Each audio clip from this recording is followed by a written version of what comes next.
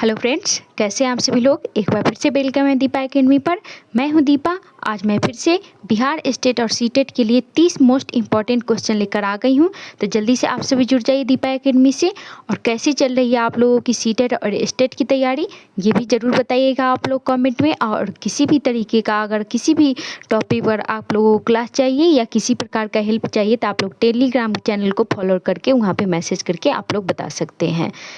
तो फटाफट से जल्दी से ज्वाइन हो जाइए दीपा एकेडमी से। और फिर शुरू करते हैं आज की क्वेश्चन कल सिलसिला और फिर मुँह दिखाई करेंगे आज के पहले क्वेश्चन को। उससे पहले आप लोगों को याद दिला दूं, जो भी इस चैनल पर पहली बार आए हों तो प्लीज़ चैनल को सब्सक्राइब कर लीजिएगा और बेल आइकन दबा लीजिएगा ताकि नेक्स्ट क्लास की नोटिफिकेशन आपको समय पर मिल जाए। और साथ में सभी लोग एक बार क्लास को शेयर भी कर दीजिए और लाइक भी कर दीजिए। तो चलिए शुरू करते हैं आज की क्वेश्चनों का सिलसिला और देखते हैं आज का पहला क्वेश्चन। पहला क्वेश्चन क्या पूछ रहा है आप लोगों से, अधिगम को प्रभावी बनाने के लिए सबसे ज़रूरी है। अधिगम को प्रभावी बनाने के लिए सबसे ज़रूरी क्या है? अनुशासन है, अच्छी पुस्तकें हैं, और ऑप्शन सी है प्रेरणा और भागीदारी है, और ऑप्शन डी है शिक्षक का नियंत्रण है। तो क्या हो जाएगा इसका राइट आंसर, जल्दी से आप लोग कमेंट में बताइए। क्वेश्चन नंबर पहला का सही उत्तर, अधिगम को प्रभावी बनाने के लिए सबसे ज़रूरी क्या है? अनुशासन, अच्छी पुस्तकें, प्रेरणा और भागीदारी, शिक्षक का नियंत्रण। तो शिक्षक का नियंत्रण नहीं होगा, इसको निगेटिव लग रहा है, इसको कट कर दीजिए। और जल्दी से ABC में सही उत्तर चुनिए और जब फटाफट से आप लोग कमेंट में बताइए और सभी लोगों को आंसर देना है। तो क्वेश्चन नंबर पहला का राइट आंसर क्या हो जाएगा? अनुशासन प्रभावी बनाने के लिए सिर्फ अनुशासन जरूरी होगा? नहीं। अच्छी पुस्तकें? नहीं। इसका राइट आंसर क्या हो जाएगा? प्रेरणा और भागीदारी। जब तक बच्चों को इंटरनल मोटिवेशन नहीं आएगा और वो क्या करेंगे, लर्निंग में एक्टिव होकर भागीदारी नहीं लेंगे, तब तक प्रभावी शिक्षण नहीं बन सकती। तो इसका राइट आंसर क्या हो जाएगा? ऑप्शन सी हो जाएगा, सी विल बी राइट आंसर।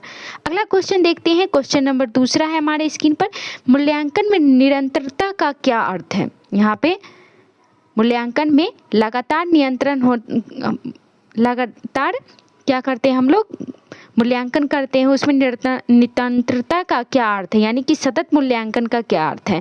तो ऑप्शन क्या है? पहला केवल वार्षिक परीक्षा लेना, ऑप्शन बी है समय समय पर सीखने की जांच, और ऑप्शन सी है केवल मौखिक परीक्षण, और ऑप्शन डी है छात्रों को सजा देना।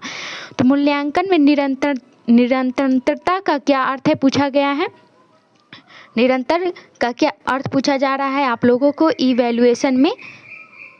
तो जल्दी से आप लोग इसका राइट आंसर बताइए क्या हो जाएगा। क्वेश्चन नंबर 2 का राइट आंसर हो जाएगा केवल, क्या लगा हुआ है तो क्या है? निगेटिव है, तो इसको कट कर दीजिए। समय समय पर सीखने की जांच, केवल यहाँ भी लगा हुआ है। केवल मौखिक परीक्षण, ये भी निगेटिव हो गया। छात्रों को सजा देना, सजा देना क्या होता है? ये भी निगेटिव होता है। तो इसका राइट आंसर क्या हो जाएगा? समय समय पर सीखने की जाँच करना। मूल्यांकन क्यों किया जाता है? ताकि बच्चे की वीक और स्ट्रॉन्ग पॉइंट को पता लगाकर उसके वीक पॉइंट पर उपचारात्मक तरीके से उसका शिक्षण कराया जाए। तो इसका राइट आंसर क्या हो जाएगा? ऑप्शन बी हो जाएगा, B will be right answer. तो मूल्यांकन में निरंतरता का अर्थ होता है समय समय पर सीखने की जांच, B will be right answer. अगला क्वेश्चन देखते हैं। क्वेश्चन नंबर 3 है, पीयर लर्निंग का लाभ है छात्रों में प्रतिस्पर्धा बढ़ती है, और ऑप्शन बी है छात्र एक दूसरे से सीखते हैं, और ऑप्शन सी है शिक्षक को आराम मिलता है, और ऑप्शन डी है समय की बर्बादी होती है। तो पीयर लर्निंग का क्या मतलब हो जाता है? इसका मतलब हो जाता है सहकर्मी सीखना, सहकर्मी सीखना।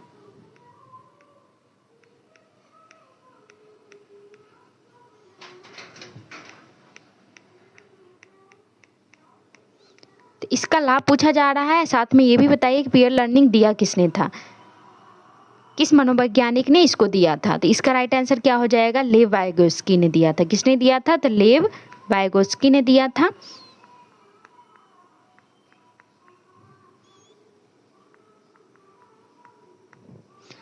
तो क्वेश्चन नंबर 3 का राइट आंसर आप लोग जल्दी से बताइए। पीयर लर्निंग में क्या होता है? एक शिक्षक पद्धति होती है जिसमें क्या करता है, छात्र क्या करते हैं, अपने ज्ञान, जितना ज्ञान है उसमें ही आपस में ही एक दूसरे को पढ़ाकर क्या करते हैं, अपने ज्ञान को बढ़ावा देते हैं। तो फटाफट से राइट आंसर बताइए, इसमें क्या हो जाएगा? छात्रों में प्रतिस्पर्धा होती है, निगेटिव हो गया। छात्र एक दूसरे से सीखते हैं, छात्र को आराम मिलता है, समय की बर्बादी होती है, समय की बर्बादी भी निगेटिव हो गया। तो यहाँ पे हो जाएगा छात्र एक दूसरे से सीखते हैं, शिक्षक को आराम मिलता है। तो शिक्षक को आराम मिलता है, ये भी नहीं होगा, ये भी निगेटिव लग रहा है। तो इसका राइट आंसर क्या हो जाएगा? क्वेश्चन नंबर 3 का राइट आंसर हो जाएगा ऑप्शन बी, छात्र छात्र एक दूसरे से क्या करते हैं, सीखते हैं। B will be right answer. Peer learning में क्या होता है, छात्र क्या करते हैं, एक दूसरे को पढ़ाकर अपने ज्ञान को क्या करते हैं, मजबूत बनाते हैं, बढ़ावा देते हैं। तो B will be right answer. अगला क्वेश्चन देखते हैं। क्वेश्चन नंबर 4 है हमारे स्क्रीन पर। संज्ञानात्मक विकास से आशय है शारीरिक विकास, मानसिक विकास, और ऑप्शन सी है नैतिक विकास, और ऑप्शन डी है सामाजिक विकास। तो आप लोग संज्ञानात्मक विकास से क्या समझते हैं, शारीरिक विकास होता है, मानसिक विकास होता है, या नैतिक विकास होता है, या सामाजिक विकास होता है। तो फटाफट से राइट आंसर बताइए। संज्ञानात्मक विकास किसने दिया था ये भी बताइए साथ में आप लोग। क्वेश्चन नंबर 4 का राइट आंसर क्या हो जाएगा। तो संज्ञानात्मक विकास को किसने दिया था, तो पियाजे ने दिया था। ये नाम आप लोग जरूर याद रखिएगा। ये क्या थे, एक स्विट्जरलैंड के मनोवैज्ञानिक थे। तो क्वेश्चन नंबर 4 का राइट आंसर आप लोग फटाफट से कमेंट में बताइए, और सभी लोग प्लीज क्लास को शेयर जरूर कर दीजिएगा। तो क्वेश्चन नंबर 4 का राइट आंसर हो जाएगा ऑप्शन बी। संज्ञानात्मक किससे जुड़ा होता है, तो माइंड से जुड़ा होता है, शारीरिक से नहीं, नैतिक से नहीं, सामाजिक से नहीं। तो B will be right answer. अगला क्वेश्चन देखते हैं। क्वेश्चन नंबर 5 है शिक्षक का सही दृष्टिकोण कैसा होना चाहिए। शिक्षक का सही दृष्टिकोण कैसा होना चाहिए, आलोचनात्मक होना चाहिए, सहयोगात्मक होना चाहिए, अनुशासनात्मक होना चाहिए, डराने वाला होना चाहिए। तो शिक्षक का सही दृष्टिकोण कैसा होना चाहिए, बच्चों का आलोचन करने वाला होना चाहिए, सहयोग करने वाला चाहिए, अनुशासनात्मक होना चाहिए, बच्चों को एकदम कड़ा शासन में रखे, और डराने वाला होना चाहिए, जो बच्चों को डरा कर रखे। तो फटाफट से आप लोग इसका राइट आंसर दीजिए। जो भी इस ऑप्शन में आप लोगों को निगेटिव लग रहा है उसको कट करके हटा दीजिए, फिर सही आंसर आप लोगों को तुरंत ही मिल जाएगा। तो क्वेश्चन नंबर 5 का राइट आंसर क्या हो जाएगा, आलोचना नहीं करना है बच्चों को, ये निगेटिव हो जाएगा। सहयोगात्मक क्या होता है, पॉजिटिव होता है। अनुशासनात्मक हमेशा बच्चों को कड़ा अनुशासन में रखना, ये भी निगेटिव हो गया। और डराना तो ये तो निगेटिव है। तो इसका राइट आंसर क्या हो जाएगा, ऑप्शन बी हो जाएगा। B will be right answer. Next question देखते हैं। क्वेश्चन नंबर 6 है हमारे स्क्रीन पर। अधिगम को बच्चों के लिए रुचिकर बनाने के लिए क्या आवश्यक है। क्वेश्चन नंबर 6 का आंसर दीजिए आप लोग फटाफट से। ऑप्शन पढ़िए, क्या ऑप्शन बोल रहा है, पढ़ाई का दबाव, धमकी, खेल और गतिविधियां, और ऑप्शन डी है अधिक गृह कार्य। तो अधिगम को बच्चे के लिए रुचिकर बनाने के लिए, यहाँ पे रुचिकर बनाने के लिए क्या आवश्यक है, पढ़ाई का दबाव देना, बच्चों को धमकी देना, खेल और गतिविधियों द्वारा पढ़ाना, और अधिक गृह कार्य देना। तो क्वेश्चन नंबर 6 का राइट आंसर क्या हो जाएगा, पढ़ाई का दबाव देना, ये क्या हो गया, निगेटिव हो गया। बच्चों को धमकी नहीं देना है, ये भी निगेटिव हो जाएगा।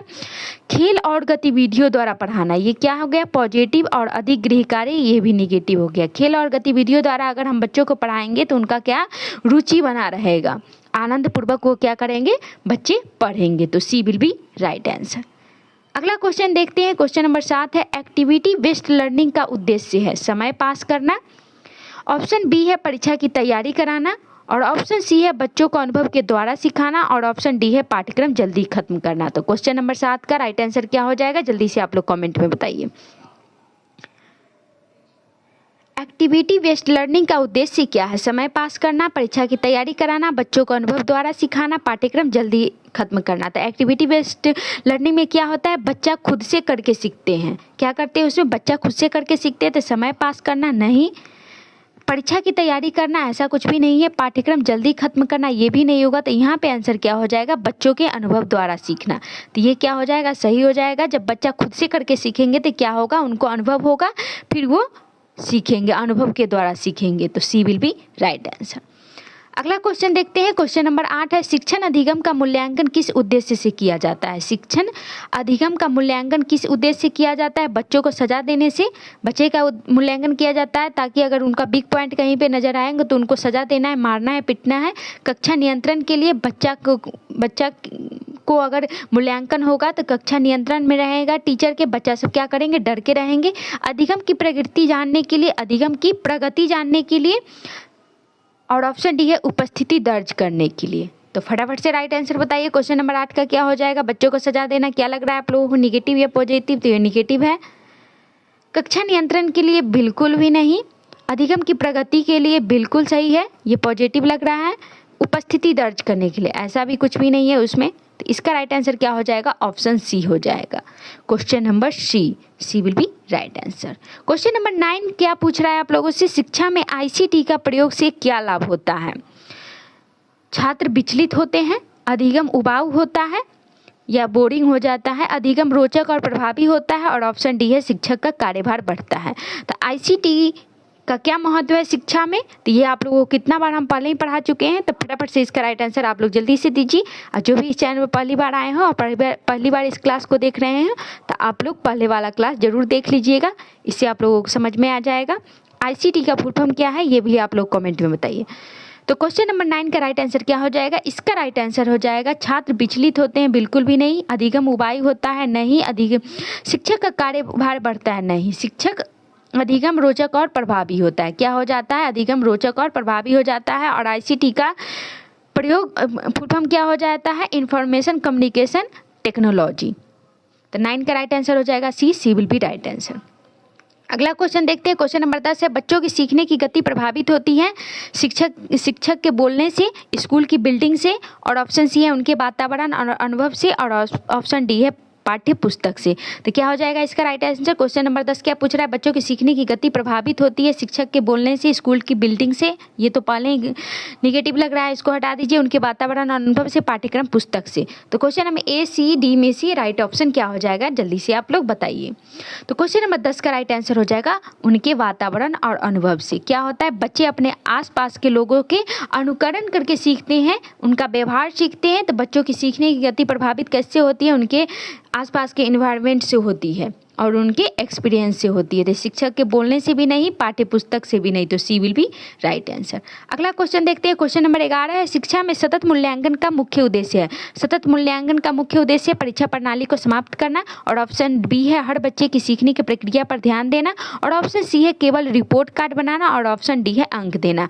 तो केवल यहाँ पे लगा हुआ है, इसको निगेटिव है, इसको कट कीजिए। अंक देना ये भी नहीं होगा, सिर्फ अंक देना नहीं होता है। तो जल्दी से A, B में से बेस्ट ऑप्शन चुनिए और इसका सही उत्तर आप लोग कमेंट में दीजिए।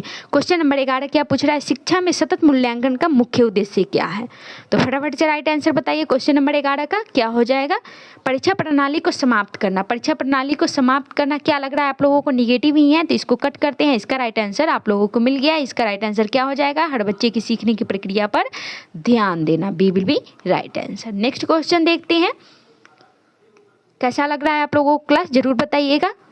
क्वेश्चन नंबर 12 का सही उत्तर क्या हो जाएगा, जल्दी से क्वेश्चन पढ़िए और इसका सही उत्तर आप लोग कमेंट में दीजिए। क्वेश्चन नंबर 12 क्या पूछ रहा है आप लोगों से, प्रभावी शिक्षक हुआ है जो केवल व्याख्यान देता है, बच्चों से प्रश्न पूछने से मना करता है, और ऑप्शन सी है छात्रों को सोचने के लिए प्रेरित करता है, और ऑप्शन डी है केवल पाठ्यक्रम खत्म करना है। तो कितना बार आप लोग बता चुके हैं, जिस भी ऑप्शन में केवल लगा हो तो क्या हो जाता है, निगेटिव हो जाता है। निगेटिव किसका आंसर होता है, क्वेश्चन जब निगेटिव पूछा जाता है तभी उसका आंसर निगेटिव होता है। तो जहाँ जहाँ केवल लगा हुआ है उसको कट करके ऑप्शन से बाहर कीजिए। अब जल्दी से आप लोग बी और सी में से राइट आंसर चुनकर बताइए क्या हो जाएगा। तो क्वेश्चन नंबर 12 का राइट आंसर हो जाएगा बच्चों से प्रश्न पूछने से मना करना। बच्चों से प्रश्न पूछने से मना करना ये भी निगेटिव, तो इसको भी कट कीजिए। छात्रों को सोचने के लिए प्रेरित करना, सोचने के लिए क्या प्रेरित करना हो जाएगा इसका right answer, C will be right answer. अगला क्वेश्चन देखते हैं। क्वेश्चन नंबर 13 है, ओपन इंडेड क्वेश्चन का मुख्य लाभ है। ओपन इंडेड क्वेश्चन का मुख्य लाभ क्या होता है, छात्रों को भ्रमित करना, रटना और बढ़ाना, सोचने और उत्तर देने की स्वतंत्रता देना, और ऑप्शन डी है समय बर्बाद करना। तो ओपन इंडेड क्वेश्चन क्या होता है, इसमें क्या हो जाता है, ओपन इंडेड क्वेश्चन में होता है क्या है, येस या नो में हम आंसर नहीं दे सकते हैं। कोई भी अगर हमसे क्वेश्चन पूछ रहा है तो हम सिर्फ येस या नो में आंसर नहीं दे सकते। उसमें क्या होता है, हमें विस्तार से आंसर देना पड़ता है। ओपन इंडेड क्वेश्चन में क्या होता है, हमें विस्तार से उस बिंदु पर हमें सोच समझकर विचार करके विस्तार से उसका उत्तर देना होता है। तो समझ में आ गया आप लोगों को ओपन इंडेड क्वेश्चन क्या होता है। तो इसका राइट आंसर बताइए। छात्रों को भ्रमित करना बिल्कुल भी नहीं, रटना बढ़ाना है बिल्कुल भी नहीं, समय बर्बाद करना ये भी नहीं होगा। तो सोचने और उत्तर देने की स्वतंत्रता देना होता है, सी विल बी राइट आंसर। अगला क्वेश्चन देखते हैं। क्वेश्चन नंबर 14 हो जाएगा। क्वेश्चन नंबर 14 पढ़िए, रचनावादी शिक्षण का एक प्रमुख तत्व है शिक्षक केंद्रित कक्षा। ऑप्शन बी है रटंत शिक्षण, और ऑप्शन सी है छात्र द्वारा ज्ञान का निर्माण, और ऑप्शन डी है केवल परीक्षा। तो केवल यहाँ पे लगा, इसको कट कीजिए। अब जल्दी से आप लोग ABC इस तरह के निगेटिव ऑप्शन चुनकर अगर आप लोग कट कर देते हैं तो एग्जाम में आप लोगों का क्या होगा, टाइम सेविंग होगा, इससे टाइम बचेगा। यहाँ भी रटंत है तो इसको भी निगेटिव है, इसको भी कट कीजिए। इससे आप लोगों को आंसर ढूंढने में आसानी होगी और टाइम भी बचेगा। तो क्वेश्चन नंबर 14 का राइट आंसर क्या हो जाएगा, रचनावादी शिक्षण का एक प्रमुख तत्व है शिक्षक केंद्रित कक्षा। तो शिक्षक केंद्रित कक्षा नहीं होता है, NEP 2020 में साफ लिखा गया है कि किसके केंद्रित होगा, छात्र केंद्रित कक्षा होगी। तो ये भी निगेटिव, इसको भी कट कर दीजिए। तो इसका राइट आंसर आप लोगों को निकल के सामने आ गया, छात्र द्वारा ज्ञान का निर्माण। सी विल बी राइट आंसर। अगला क्वेश्चन देखते हैं, क्वेश्चन नंबर 15 है, यदि बच्चा बार बार प्रयास कर रहा है लेकिन असफल हो रहा है तो शिक्षक को क्या करना चाहिए। अगर बच्चा कोई क्लास में बार बार फेल हो रहा है तो शिक्षक को क्या करना चाहिए, सजा देना चाहिए, हतोत्साहित करना चाहिए, प्रोत्साहन और मार्गदर्शन देना चाहिए, और ऑप्शन डी है उसे बैठा देना चाहिए। तो क्या हो जाएगा, सजा देना, उसे मारना पीटना चाहिए, हतोत्साहित करना चाहिए यानी कि उसे नीचा दिखाना चाहिए कि जो तुम हर बार फेल कर जाते हो, तुम बेवकूफ़ हो, तुम अनपढ़ हो, तुम पढ़ नहीं सकते हो, या प्रोत्साहन और मार्गदर्शन देना चाहिए, या फिर उसको प्रोत्साहन देना चाहिए कि कोई नहीं, इस बार फेल कर गए हो तो नेक्स्ट टाइम हो जाओगे, और उनको मार्गदर्शन करिए, दिखाना चाहिए कि ऐसे पढ़ो, ये पढ़ो, ताकि नेक्स्ट एग्जाम में तुम सफल हो जाओ। उसे बैठा देना चाहिए, उसे क्या करना चाहिए, कहीं साइड में बैठा देना चाहिए। तो क्या हो जाएगा इसका राइट आंसर। आप लोग फटाफट से क्वेश्चन नंबर 15 का राइट आंसर बताओ। तो सजा देना क्या हो गया, निगेटिव हो गया, हतोत्साहित करना निगेटिव हो गया, उसे बैठा देना निगेटिव हो जाएगा। तो इसका क्वेश्चन का आंसर हो जाएगा option C will be right answer. अगला क्वेश्चन देखते हैं, क्वेश्चन नंबर 16 है, वाइगोत्स्की के अनुसार अधिगम की कुंजी है, लेव वाइगोत्स्की के अनुसार अधिगम की कुंजी है डर, सहयोग और सामाजिक संवाद, अकेले पढ़ाई करना, और ऑप्शन डी है परीक्षा। तो अकेले पढ़ाई करना निगेटिव है, कट कीजिए, डर निगेटिव है।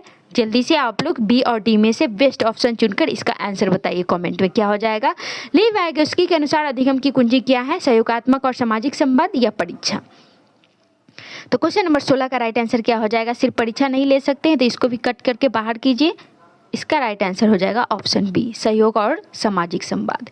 क्वेश्चन नंबर 17 क्या पूछ रहा है, शिक्षण में फीडबैक का उपयोग होता है बच्चों को शर्मिंदा करने के लिए, शिक्षण में सुधार करने के लिए, परीक्षा में अंक बढ़ाने के लिए, और ऑप्शन डी है छात्रों को अनुशासित करने के लिए।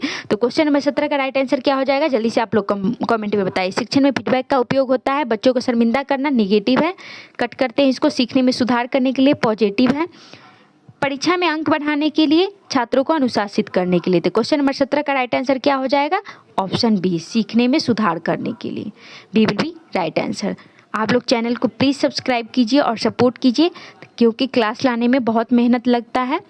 इसी तरह आप लोगों को बेस्ट क्लास मिलता रहे, ताकि आप लोग प्लीज़ क्लास को सपोर्ट कीजिए। और जल्दी बीएड फर्स्ट ईयर 2025 से 27 सेशन का क्लास आने वाला है। तो जितने भी अगर आप लोगों के दोस्त हो या कोई भी हो, रिश्तेदार हो जो बीएड में एडमिशन लेने वाले हो, तो उनको बोलिएगा एकदम निश्चिंत होकर दीपा एकेडमी से जुड़कर अपनी तैयारी को बेस्ट बनाए। कहीं भी क्लास लेने की ज़रूरत नहीं है, और ना ही बुक खरीदने की, क्योंकि अगर आप लोग बुक खरीदते हैं तो कम से कम आप लोगों को 1000 रुपया लगेगा बुक खरीदने में, और यहाँ पे सब कुछ कितना फ्री में मिल रहा है। तो आप लोग दीपा एकेडमी से जुड़कर फ्री में बीएड की तैयारी कर सकते हैं। तो क्वेश्चन नंबर 18 पढ़ते हैं, पियाजे के अनुसार मूल्यांकन का चरण किस उम्र में आता है। पियाजे के अनुसार मूल्यांकन का चरण किस चरण में आता है, 2 वर्ष तक, और ऑप्शन बी है 2 से 7 वर्ष तक, और ऑप्शन सी है 7 से 11 वर्ष तक, और ऑप्शन डी है 11 वर्ष के बाद। तो ये सारे जो 4 स्टेज है, ये हम कल की क्लास में आप लोगों को बता चुके हैं। जो 2 वर्ष की आयु को क्या बोलते हैं, 2 से 7 वर्ष की आयु को क्या बोलते हैं, सारे स्टेज आप लोग पिछला क्लास जरूर देख लीजिएगा, और कंटिन्यू बने रहिए दीपा एकेडमी से, आप लोगों की तैयारी बेहतर होगी। तो क्वेश्चन नंबर 18 का राइट आंसर क्या हो जाएगा, मूल्यांकन कब होगा, तो लास्ट स्टेज में होगा, 11+ अबव होगा, तो D will be right answer. अगला क्वेश्चन देखते हैं, क्वेश्चन नंबर 19 है, कक्षा में सहयोगी वातावरण किससे बनता है, प्रतियोगिता बढ़ाकर, डर फैलाकर, और ऑप्शन सी है समूह कार्य और चर्चा से, और ऑप्शन डी है केवल व्याख्यान से। तो प्रतियोगिता प्रतिस्पर्धा नहीं करना है बच्चों को।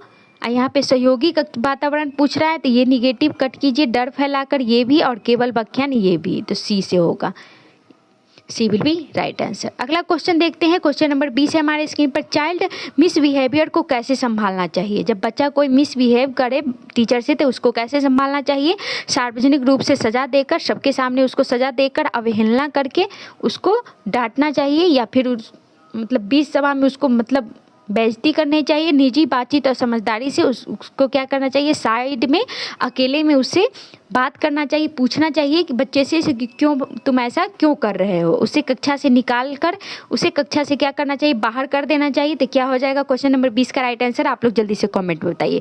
चाइल्ड जब मिसबिहेवियर करे तो उसको कैसे संभालना चाहिए, सार्वजनिक रूप से सजा देना नहीं, ये निगेटिव है। अवहेलना करना चाहिए, निगेटिव। निजी बातचीत और समझदारी से पॉजिटिव उसे कक्षा से निकाल देना चाहिए था निगेटिव, तो यहाँ पे पॉजिटिव वाला आपका आंसर हो जाएगा, सी विल बी राइट आंसर। अगला क्वेश्चन देखते हैं, क्वेश्चन नंबर 21 है, शिक्षा के क्षेत्र में CCE का अर्थ है central curriculum education, continuous of comprehensive evaluation, और ऑप्शन सी है क्रिएटिव चाइल्ड एजुकेशन, और ऑप्शन डी है सर्टिफाइड कोर्स ऑफ एजुकेशन। तो CCE तो आप लोगों को हम कितना बार पढ़ा चुके हैं, ये CBSE द्वारा लागू किया था। CCE मतलब क्या होता है हम हिंदी में बता दे रहे हैं, आप लोग इंग्लिश में चूज कीजिए ऑप्शन। तो हिंदी में इसको बोलते हैं सतत व्यापक मूल्यांकन। तो फटाफट से इसका राइट आंसर बताइए क्या हो जाएगा, सेंट्रल करिकुलम एजुकेशन या continuous and comprehensive evaluation, creative child education या सर्टिफाइड कोर्स ऑफ एजुकेशन। तो इसका राइट आंसर हो जाएगा कंटिन्यूस एंड कॉम्प्रिहेंसिव इवैल्यूएशन। ये CBSE द्वारा लागू किया गया था। इसमें क्या होता है, बच्चों के सभी पक्ष पर मूल्यांकन किया जाता है और लगातार मूल्यांकन होता है, डेली बेस पे, सप्ताह में, महीने में, साल में। तो B will be right answer. अगला क्वेश्चन देखते हैं, क्वेश्चन नंबर 22 हमारे स्क्रीन पर, अधिगम का अर्थ है केवल याद करना, स्थायी परिवर्तन लाना, और ऑप्शन सी है परीक्षा पास करना, और ऑप्शन डी है विषय पढ़ना। तो केवल लगा हुआ है, इसको हटाइए। अधिगम का अर्थ हो जाएगा जल्दी परीक्षा पास करना नहीं, विषय पढ़ाना नहीं। तो इसका राइट आंसर हो जाएगा option B will be right answer. अगला क्वेश्चन देखते हैं, क्वेश्चन नंबर 23 हमारे स्क्रीन पर, बिहेवियरिज्म किस पर केंद्रित है, व्यवहार किस पर केंद्रित है, मानसिक प्रक्रिया पर, व्यवहार और प्रतिक्रियाओं पर, और ऑप्शन सी है भावनात्मक विकास पर, और ऑप्शन डी है सामाजिक संवाद पर। तो क्वेश्चन नंबर 23 का राइट आंसर क्या हो जाएगा, इसका राइट आंसर हो जाएगा ऑप्शन बी, व्यवहार और प्रतिक्रिया पर, B will be right answer. अगला क्वेश्चन देखते हैं, क्वेश्चन नंबर 24 है, बच्चा जब गलती करता है तो शिक्षक को डांटना चाहिए, नज़रअंदाज करना चाहिए, और ऑप्शन सी है कारण पूछकर सुधार करना चाहिए, और ऑप्शन डी है उसे मजाक बनाना चाहिए। तो फटाफट से राइट आंसर बताइए 24 का क्या हो जाएगा सही उत्तर। और प्लीज़ जो भी चैनल पर पहली बार आए हो और चैनल को सब्सक्राइब नहीं किए हो तो प्लीज़ चैनल को सब्सक्राइब कर लीजिएगा, और सभी लोग एक बार क्लास को शेयर कर दीजिए और लाइक भी कर दीजिएगा। तो क्वेश्चन नंबर 24 का राइट आंसर क्या हो जाएगा, डांटना निगेटिव, नज़रअंदाज करना निगेटिव, उसे मजाक बनाना भी निगेटिव। तो इसका राइट आंसर हो जाएगा option C will be right answer. अगला क्वेश्चन देखते हैं, क्वेश्चन नंबर 25 है हमारे स्क्रीन पर, डिस्कवरी लर्निंग का सुझाव किसने दिया, पियाजे ने, स्किनर ने, ब्रूनर ने, वाइगोस्की ने। तो डिस्कवरी लर्निंग क्या होता है, ये खोजबीन के द्वारा सीखना होता है। डिस्कवरी लर्निंग होता है खोज के द्वारा, खोज से सीखना, खोजबीन से सीखना। इसमें बच्चा क्या करता है, ये रचनात्मक सिद्धांत होता है। ये क्या होता है, रचनात्मक सिद्धांत होता है। अब रचनात्मक सिद्धांत से आप लोगों को आंसर मिल ही जाएगा, क्या हो जाएगा इसका राइट आंसर, जल्दी से बताइए। इसमें बच्चा खुद के अनुभव से सीखता है, तो इसका आंसर आप लोगों को मिल ही चुका है। तो फटाफट से बताइए क्वेश्चन नंबर 25 का राइट आंसर क्या हो जाएगा, डिस्कवरी लर्निंग का सुझाव किसने दिया था। क्वेश्चन नंबर 25 का राइट आंसर हो जाएगा ऑप्शन सी, ब्रूनर ने, सी विल बी राइट आंसर। अगला क्वेश्चन देखते हैं, क्वेश्चन नंबर 26 है, मूल्यांकन में विविधता का मतलब है केवल लिखित परीक्षा, केवल मौखिक, अलग अलग तरीकों से छात्रों को जांचना, और ऑप्शन डी है बार बार एक ही प्रश्न पूछना। तो यहाँ पे विविधता यानी कि विभिन्न, तो केवल कट करते हैं, बार बार एक ही प्रश्न को देना, कट करते हैं। तो इसका राइट आंसर निकल के आ गया आप लोगों के सामने option C will be right answer. अगला क्वेश्चन देखिए, क्वेश्चन नंबर 27 है, क्या पूछ रहा है, इंट्रिंसिक मोटिवेशन का अर्थ है बाहरी इनाम से प्रेरणा, डर से अधिगम, आत्म प्रेरणा, परीक्षा के डर से पढ़ाई। तो क्वेश्चन नंबर 27 का राइट आंसर क्या हो जाएगा, फटाफट से आप लोग कमेंट में बताइए। इंट्रिंसिक मोटिवेशन का मतलब क्या हो जाएगा, आंतरिक प्रेरणा, आंतरिक प्रेरणा इसका मतलब हो जाएगा, या फिर इसका मतलब हो जाएगा मूलभूत प्रेरणा। इसके कितने सारे नाम हैं, अंतर्मुखी प्रेरणा,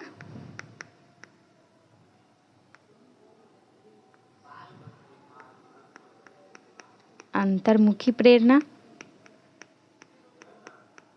तो फटाफट से बताइए इसका राइट आंसर क्या हो जाएगा।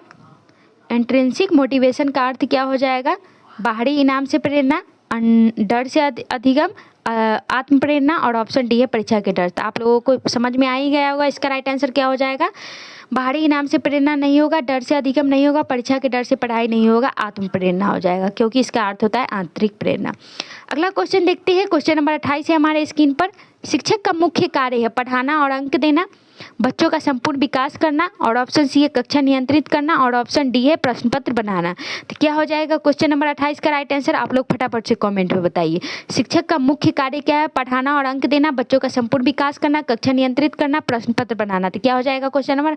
पढ़ाना और अंक देना सिर्फ नहीं होगा, कक्षा नियंत्रित करना नहीं, प्रश्न पत्र बनाना नहीं, बच्चों का संपूर्ण विकास करना, बच्चों का स्वर्णिम विकास करना, B will be right answer. अगला क्वेश्चन देखते हैं। ये आज का हमारा सेकंड लास्ट क्वेश्चन है, जल्दी से पढ़िए और इसका राइट आंसर दीजिए। जब छात्र खुद गतिविधियों में भाग लेते हैं तो यह क्या कहलाता है? निष्क्रिय अधिगम। यहाँ पे पूछा जा रहा है क्वेश्चन, एक बार फिर से पढ़ लीजिए। जब छात्र खुद गतिविधियों में भाग लेते हैं तो क्या होता है? निष्क्रिय अधिगम, क्रियात्मक अधिगम, अनुशासित अधिगम और रटंत अधिगम। तो निष्क्रिय कट कीजिए और रटंत कट कीजिए और जल्दी से आप लोग बताइए क्रियात्मक या अनुशासित हो जाएगा। क्वेश्चन नंबर 29 का राइट आंसर क्या हो जाएगा? यहाँ पे एक्टिव लर्निंग के बारे में बता रहा है, तो फटाफट से इसका राइट आंसर बताइए। तो क्वेश्चन नंबर 29 का हो जाएगा क्रियात्मक अधिगम। बच्चा खुद से करके सीख रहा है, क्रिया में क्या कर रहा है? भाग ले रहा है, तो क्रियात्मक हो जाएगा, अनुशासित नहीं होगा। सी विल बी राइट आंसर। आज का हम लास्ट क्वेश्चन देखते हैं। शिक्षा में मूल्य आधारित शिक्षा का अर्थ है। मूल्य आधारित शिक्षा का अर्थ है परीक्षा में सफलता, नौकरी की तैयारी, और ऑप्शन सी है नैतिक मूल्यों का विकास, और ऑप्शन डी है पाठ्यक्रम याद करना। तो क्वेश्चन नंबर 30 का राइट आंसर क्या हो जाएगा? फटाफट से आप लोग कमेंट में बताइए और प्लीज़ सभी लोग चैनल को सब्सक्राइब करके ही जाइएगा। और क्वेश्चन नंबर 30 का राइट आंसर आप लोग जल्दी से बताइए। शिक्षा में मूल्य आधारित शिक्षा का अर्थ हो जाएगा, क्या हो जाएगा? ऑप्शन सी, नैतिक मूल्य का विकास। सी विल बी राइट आंसर। ये आज का हमारा लास्ट क्वेश्चन था। तो क्लास कैसा लगा जरूर फीडबैक दीजिएगा, और क्लास के अंत तक बने रहने के लिए थैंक यू सो मच। अगर क्लास थोड़ा सा भी अच्छा लगे तो लाइक कीजिए, शेयर कीजिए। जो भी इस चैनल पर पहली बार आए हो तो प्लीज़ चैनल को सब्सक्राइब कीजिए। और तो बस आज के लिए बस इतना ही, मिलते हैं नेक्स्ट क्लास में। जय हिंद, जय भारत।